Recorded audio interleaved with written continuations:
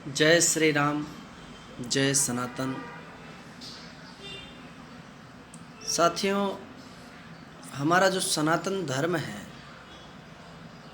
वह पूर्ण रूप से तथ्यों पर आधारित है, वैज्ञानिकता पर आधारित है।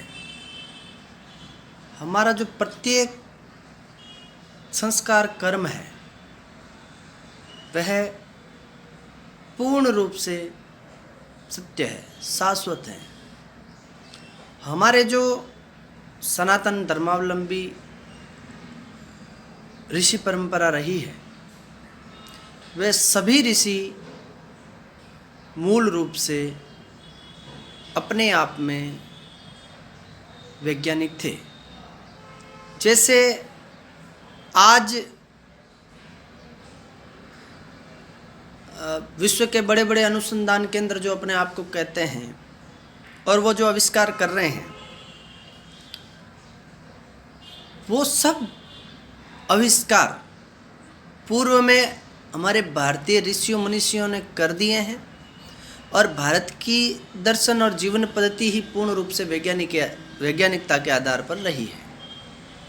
अब हमारे ही वेदों को, हमारे ही उन ऋषि महर्षियों मनीषियों की स्क्रिप्ट्स को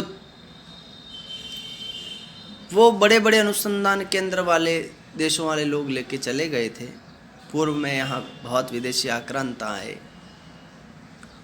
और उनकी विषय को ट्रांसलेट करके संस्कृत भाषा को और उन्होंने आविष्कार किए हैं।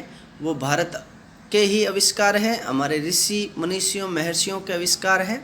बस ठप्पा उन्होंने अपना लगा दिया। इसलिए हमें पूर्ण निष्ठा के साथ में सनातनी परंपरा को समझना होगा, सीखना होगा और जीना होगा। सनातन दर्शन पूरे विश्व को पथ बताने का कार्य करता है। इसीलिए भारत को विश्व गुरु कहा जाता था। भारत विश्व गुरु है और पुनः उसी सनातन दर्शन परंपरा को हमको सीखना समझना पड़ेगा, तब पुनः हम विश्व गुरु परंपरा में रहेंगे। जैसे यज्ञ पद्धति, तो यज्ञ करने से ऑक्सीजन का फ्लो बढ़ता है, वायु ऑक्सीजन में बदलती है, प्लांट लगाते हैं ऑक्सीजन पैदा करने के लिए। लेकिन भारत के सनातन दर्शन में आदि अनादि काल से यज्ञ पद्धति चली आ रही है। उसी प्रकार जैसे भगवान श्री कृष्ण ने श्रीमद् भगवद गीता के माध्यम से संपूर्ण योग दर्शन ज्ञान भक्ति कर्म धर्म अर्थ काम मोक्ष चारों आश्रम और वर्णों के बारे में बताया। 700 श्लोकों में ही उन्होंने पूरे सनातन दर्शन के ज्ञान को प्रेजेंट कर दिया। तो हमें उसको समझना पड़ेगा, सीखना पड़ेगा, तब जाकर के हम जो है सच्चे सनातनी बन पाएंगे। रही बात हमारे सनातन के खिलाफ युगों युगों से षड्यंत्र चले आ रहे हैं, लेकिन भारत की भूमि ने प्रेम का मानवता का संदेश दिया है। लेकिन इस कलियुग में आप अंदाज़ा लगाइए, जब 100 गाली बुआ का बेटा भाई शिशुपाल भगवान श्री कृष्ण को देता है तो 100 गाली माफ़ है, लेकिन 101वीं गाली माफ़ नहीं होती। और 101वीं गाली पे शिशुपाल का सर जो है सुदर्शन चक्र के द्वारा भगवान श्री कृष्ण के द्वारा धड़ से अलग कर दिया जाता है।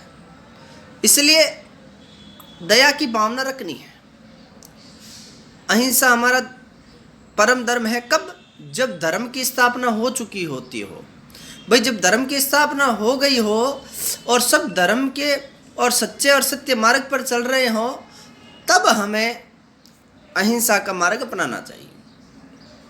लेकिन अधर्मी आतताई दुष्ट लोग यदि बार बार जो सत्य का पथ है, सनातन का पथ है, सच्चा मार्ग है, अच्छा मार्ग है, सुसंस्कार वाला मार्ग है, उस मार्ग पर यदि बार बार वो आघात करने का प्रयास करते हैं।